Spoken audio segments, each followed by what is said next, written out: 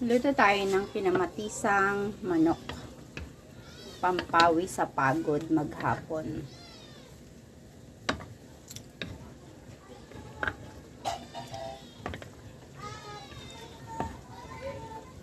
Pagluluto nito guys, para lang siyang nilaga. Pero lagyan ko lang siya ng ampalaya. Para may kaunting pait. Kung tatalab yung pait. So, tikman natin guys. Kung anong lasa.